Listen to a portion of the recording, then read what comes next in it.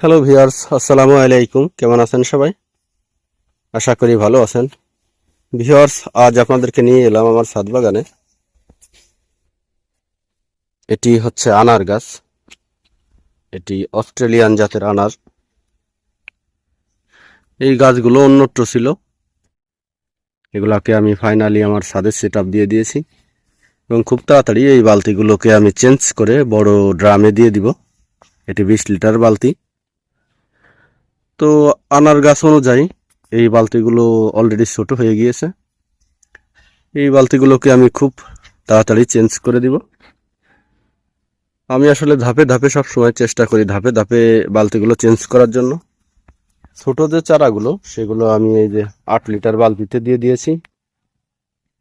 এই চারাগুলো একটু বড় হলেই 20 লিটার বালতিতে দিয়ে দিয়েছি। এখন যেহেতু গাছটি বেশ বড় হয়ে গিয়েছে, এগুলোকে ফাইনালি 125 লিটার ড্রামে শিফট করব। তো আপনারাও অবশ্যই একবারে প্রথমে এই বড় ড্রামে গাছ সেট আপ দিবেন না, ছোট ড্রামে সেট আপ দিবেন এবং পরবর্তী ধাপে ধাপে বড়গুলো ড্রামগুলোতে নিয়ে আসবেন। তো এই গাছটিতে এর আগেই ফুল আসা শুরু করেছিল। গাছটিতে আমি এখনো কোনো ফল নেইনি, এই দেখতে পাচ্ছেন। এই গাছটির সর্বোচ্চই কিন্তু ফুল আছে, উপরের দিকেও সর্বোচ্চই কম বেশি ফুল আছে।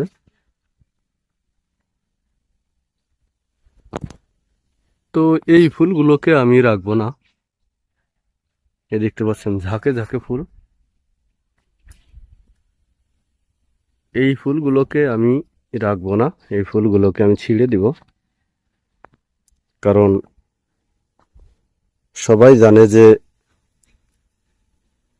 আনার গাছ ঝোপালো না হলে কাঙ্ক্ষিত ফলন পাওয়া যায় না, এবং আনার গাছের ফুল আসে ঝাঁকে ঝাঁকে। তো আমি এই ফুলগুলো ছিঁড়ে দিব যেন আমার গাছটির গ্রোথ ভালো থাকে এবং গাছটিকে আমি ঝোপালো করার চেষ্টা করব। এই ফুলগুলোকে আমি টোটালি যত ফুল আছে সব ফুলই আমি ছিঁড়ে ফেলবো,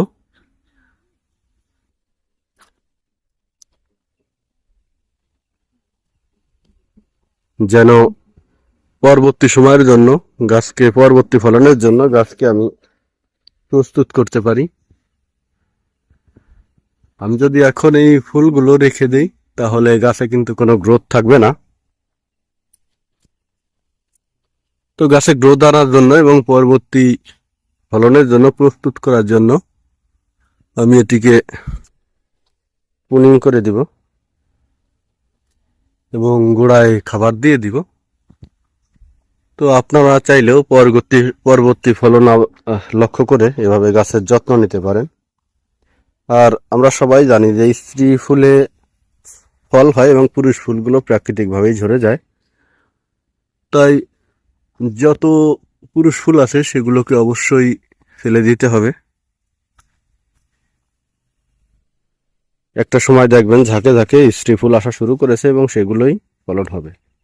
তো ভিউয়ার্স, আপনারা চাইলেও এভাবে গাছের যত্ন নিতে পারেন।